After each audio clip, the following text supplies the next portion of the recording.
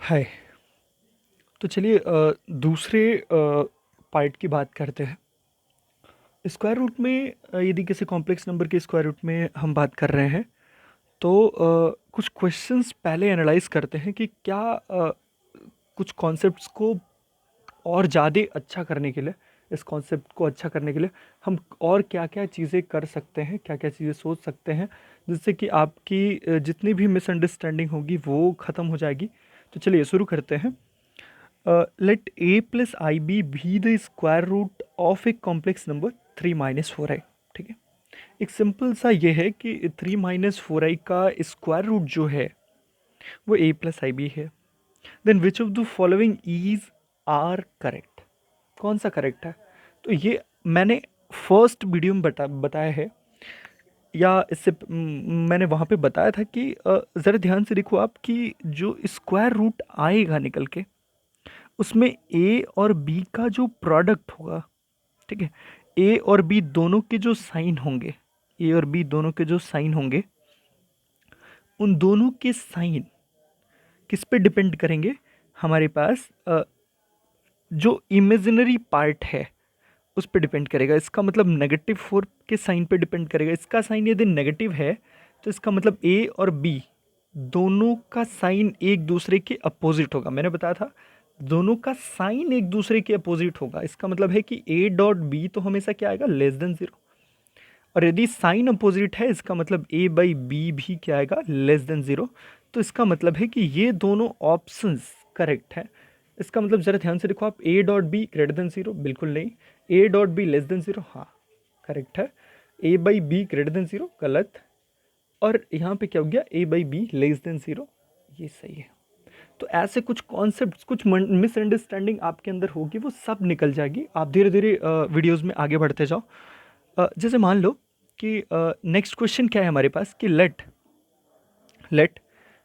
A plus i b the square root of x plus i y. ठीक है, where x is greater than zero, y is greater than zero, then the sign of a plus b is positive, negative and so on. तो ज़रा ध्यान से देखो आप, ये a plus B की साइन की बात कर रहे हैं ना, ए प्लस बी की साइन की बात कर रहे हैं। तो ज़रा ध्यान से देखो, मैं यदि स्क्वायर रूट की बात कर लूँ, एकदम सिंपल सी स्क्वायर रूट की बात कर लूँ, तो यदि मैं x प्लस आई वाई के स्क्वायर रूट की बात कर रहा हूँ, तो मैंने बताया था ये यदि a प्लस आई बी आ रहा है तो ये कुछ ऐसा आ रहा था, प्लस माइनस करके, एंड सम एक पार्ट आया था यहाँ पे, एंड प्लस आई करके सम दूसरा पार्ट आया था। तो ज़रा ध्यान से देखो, ए प्लस बी यहाँ पे प्लस लिया तो ये दोनों के साइन जैसे भी होंगे, और यहाँ पे माइनस भी ले सकते हैं, वन टाइम प्लस भी ले सकते हैं, वन टाइम माइनस भी ले सकते हैं। ठीक है, तो जैसे मान लो कि ये दोनों, मैंने यहाँ पे देखो एक्स भी पॉजिटिव है, वाई भी पॉजिटिव है, तो इसका मतलब ये दोनों पोर्शन सेम साइन के आएंगे। इसका मतलब या तो दोनों पॉजिटिव हो जाएंगे या तो दोनों नेगेटिव हो जाएंगे।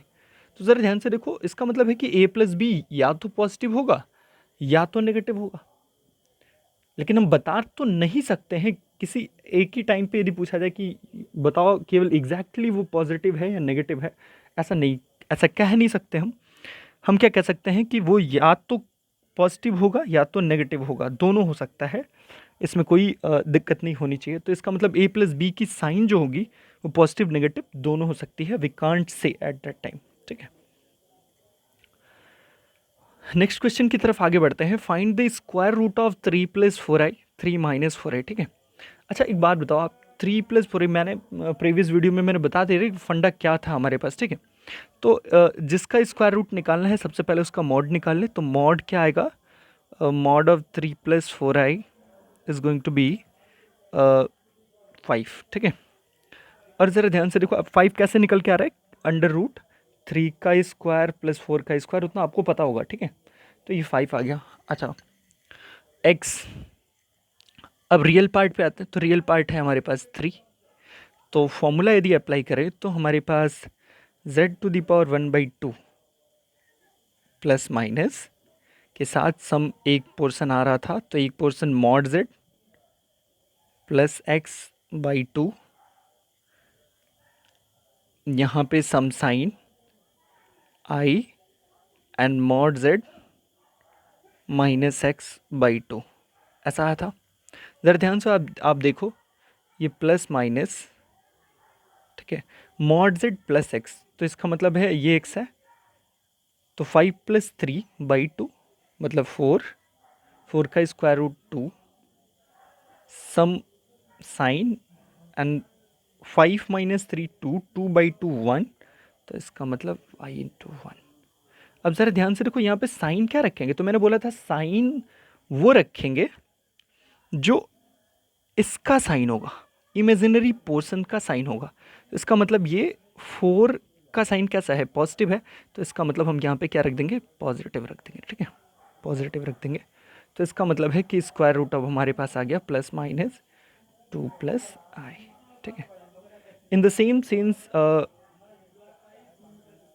नेक्स्ट वन 3 - 4i का यदि निकालना है तो सब चीज़ ऐसे ही होगा, देख रहे हो आप।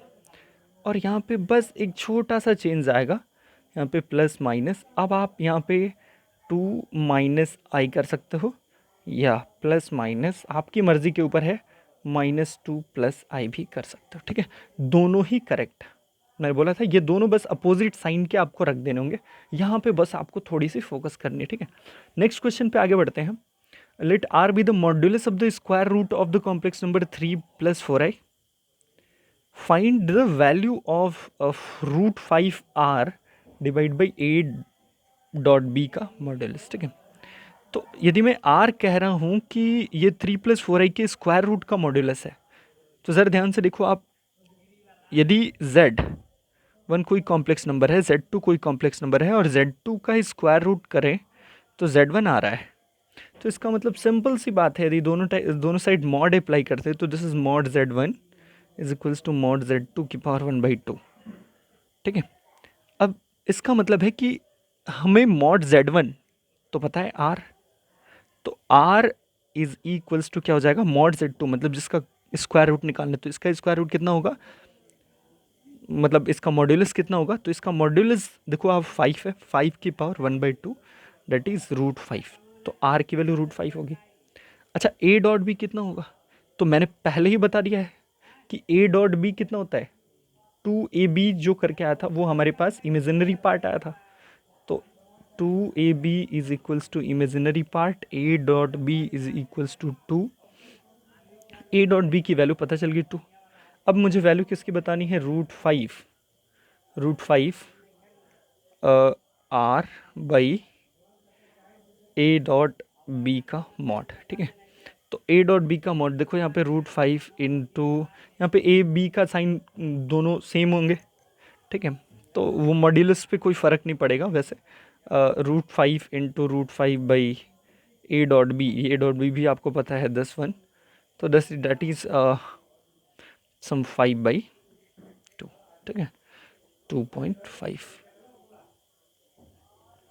तो चलिए आज के लिए बस इतना ही। नेक्स्ट वीडियो में बात करेंगे कि हमारे पास डिफरेंट डिफरेंट कॉन्सेप्ट्स को कैसे एनालाइज करेंगे, हम कॉन्सेप्चुअली कैसे समझ सकते हैं, और क्वेश्चंस के थ्रू नेक्स्ट वीडियो में मिलते हैं। तब तक के लिए बाय बाय।